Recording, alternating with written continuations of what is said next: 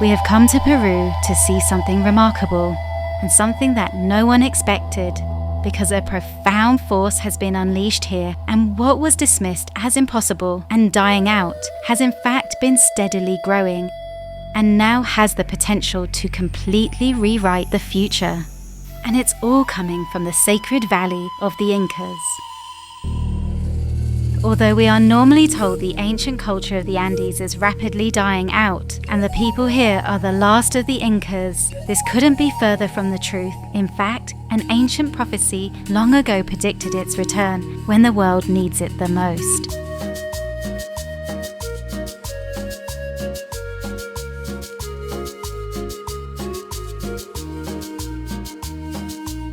Peru has been undergoing a steady cultural revival, which is why we are here, to meet people taking the culture of the ancient Andean civilizations into the future. We'll be visiting autonomous communities continuing some of the world's oldest traditions in areas where they don't have police, hospitals or pharmacies, seeing how communities have protected their region, as well as discovering the shocking truth about the culture and history of chewing coca leaves and the ancient prophecy of the eagle and the condor and what it predicted. That's finally happening.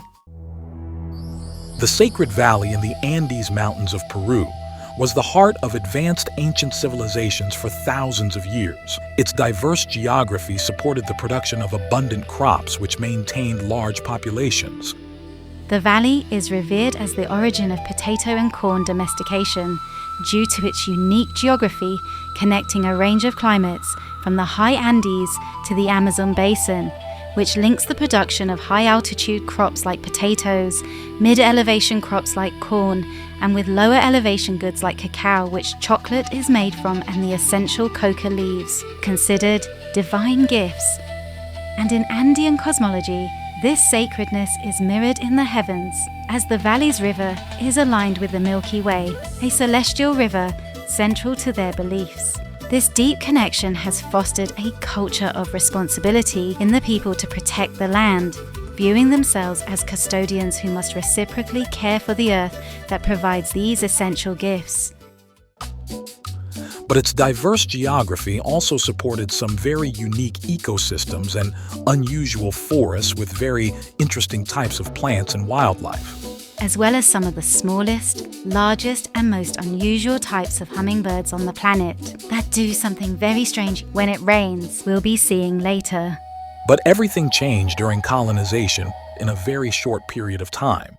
Before colonization, the Andean mountains were not the predominantly barren landscapes seen today. Quite the opposite. They were covered in diverse, dense forests. And early Spanish chroniclers described significant forest cover and an abundance of water.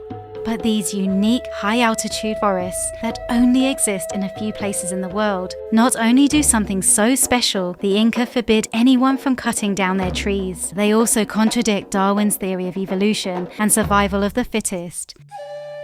The Andes has lost about 95% of its native forests. Several indigenous trees in the Andes Mountains have gone extinct or are critically endangered. The forests are under threat. In some areas, just 1% of the original forest survives. The ancient Andean forests were very unique, with special species of trees and plants that were part of an unusual ecosystem that contradicted modern ideas about competition in nature and survival of the fittest. And although Spanish chroniclers recorded the Sacred Valley as a vast forest, they also documented the systematic deforestation by the early colonizers for their extensive silver mining operations and construction, noting the resulting lack of rain, the rivers drying up, and temperatures increasing. The Spanish introduced pines and eucalyptus to the Sacred Valley for construction and fuel. However, these trees are harmful because their thirsty roots deplete water sources, and their dense growth creates acidic soil that chokes out native Andean plants and biodiversity. However, a spectacular transformation has begun to return the landscape back to what it was like before colonization and recreate the highly unique Andean forest, which is being seen as a sign of the prophecy of the eagle and the condor. Since the 1970s, a cultural revival here has seen a steady resurgence of the fascinating and unique ancient natural forests throughout the Sacred Valley region. A good example of this is the planting of native trees at all the archaeological sites, and here at Sacsayhuaman, the main site overlooking Cusco, the ancient Inca capital, visitors enter through a reforested native forest, and there are clusters of reforested areas around the location. But this is also where they are growing new trees for all the other archaeological sites in a dedicated nursery of these very special native species. This has been working for many years. The place is large because it's taken from here to other archaeological parks. It even includes Sacsayhuaman, Queñua, Pucapucara, Tambomachay, and other archaeological parks. So what is so special and unique about the native forests of the Andes and the Sacred Valley? We went to find out more about them just outside the city in some more areas that have been reforested with these exceptional and distinctive trees. I'm inside a unique and magical forest of Kenoir trees. Native to the Andes, they're adapted to some of the harshest conditions on Earth. Thin soils, freezing temperatures and intense sunlight. These ancient trees can thrive at altitudes of 5,000 meters above sea level, making them some of the highest growing trees in the world. We took a walk on some of the ancient roads above Cusco to see a whole valley that has been reforested with native trees. The Incas especially were known for building extensive roads through the mountains that connected their empire from Colombia to Chile to maintain a permanent supply of coca leaves and exchange food grown in different climate zones. In this valley, we can get an idea of what the landscape looked like before colonization, because here native Queñua trees are being combined with terracing and traditional farming methods. But what we saw next was absolutely incredible. To get a better idea of just how unusual and special the ancient forests were, we headed to one of the most spectacular and important transformations in the region that's also being seen as a sign of the prophecy of the eagle and the condor. Located in an upper valley, it covers an immense area, bringing back this special type of high-altitude forest. It's a huge reforestation and conservation project of an ancient Andean ploughed forest that started in 2010. The project covers a whopping 365 hectares, but also continues deeper into the mountains above. And it's like going back in time because these rare and unique type of forests thrived in the upper valleys of the Andes for millennia. Their extremely specialized ecosystems are home to some very unusual type of plants that don't grow in the ground and also completely contradict Darwin's theory of survival of the fittest. The high-altitude cloud forests of the Andes are biological marvels that host a phenomenon found nowhere else at such extremes. Because these forests are one of the rare places on Earth where plants grow on trees instead of in the ground, called epiphytes.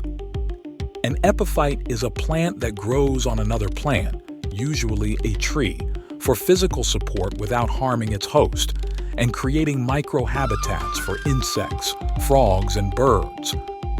Some examples are orchids, bromeliads, and ferns that cling to branches, while thick moss and lichens carpet every surface. These air plants thrive here because constant mist provides water straight from the sky. And this is why they are so important, because they are so good at trapping moisture from fog and rain. It's why these fragile forests are vital water factories, because they act as nature's sponges, transforming fog and clouds into rivers that feed entire regions. But what is a cloud forest, and why were they so important for the Incas? By intercepting persistent fog and mist directly onto their foliage, cloud forests efficiently capture atmospheric moisture far beyond normal rainfall, which sustains local streams and rivers. In fact, they are the reason there was abundant water which supported the ancient civilizations of the Sacred Valley.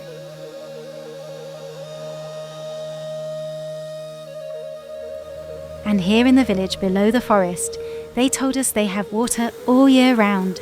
which is what it was like in Inca times. To increase water supply, the ancient people of the Andes had a complete system that engineered their mountains to infiltrate, store, and channel water. But high-altitude forests are what starts the water cycle in the first place. And as well as the moisture in the forest evaporating to form clouds, new evidence is showing how the abundant trees and plants also attract clouds and rain by releasing molecules that water vapor condenses onto to form water droplets and then rain.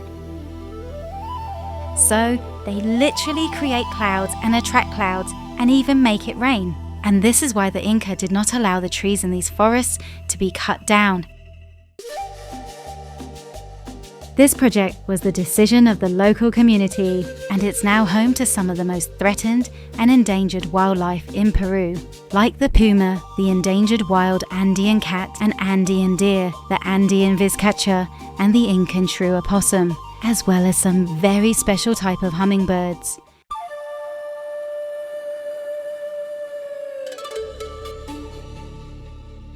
Another fascinating part of these unique forests are their diversity of hummingbirds.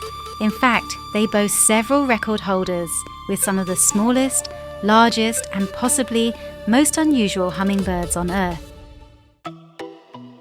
And just at the entrance to the park is a hummingbird sanctuary, where we could see them for ourselves.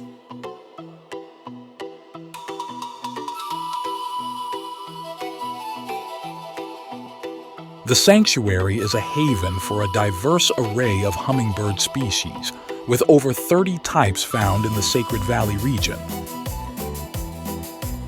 These high-altitude forests are home to some of the most special species on the planet, like the giant hummingbird, which is the largest hummingbird in the world, and the white-bellied wood star, which is one of the smallest. But the most fascinating is the super rare sword-billed hummingbird. This incredible type of hummingbird has the longest beak in proportion to its body size of any bird on Earth, and it's all because of more unique plants from these forests.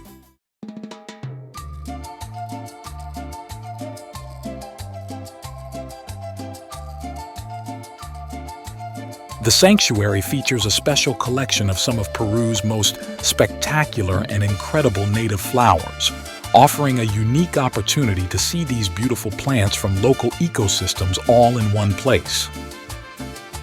The symbiotic relationship between the hummingbirds and the native flowers at the sanctuary is a perfect example of coevolution, as the birds' specialized beaks are ideally shaped to access nectar from certain flowers, ensuring successful pollination.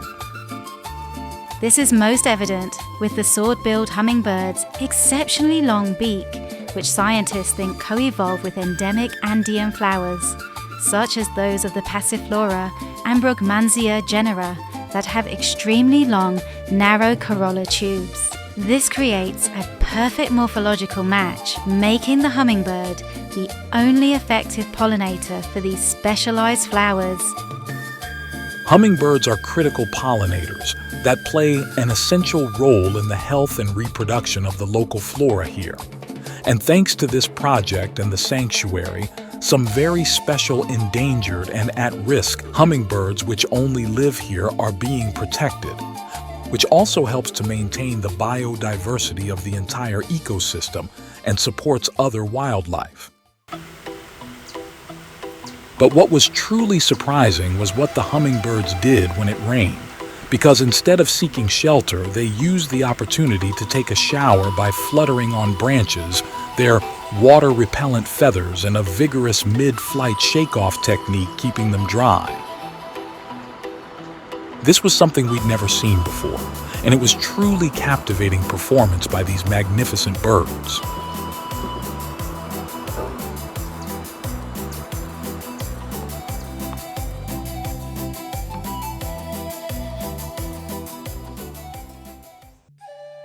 But why is this forest seen as a sign of the prophecy of the eagle and the condor? And why does it contradict Darwin and the idea of survival of the fittest?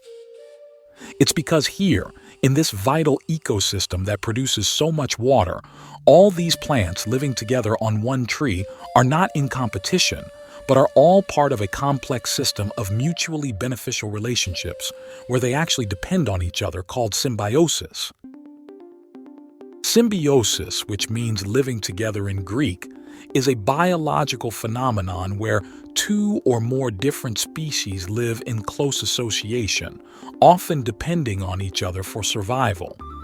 Unlike Darwin's survival of the fittest, these symbiotic, mutually beneficial relationships between plants to bring water to the earth and feed streams and rivers which sustains all life on Earth reveals that life thrives through collaboration, not competition. But the restoration of these crucial native Andean forests is also seen as a deeply prophetic sign, the sign fulfilling the mystical prophecy of the eagle and the condor.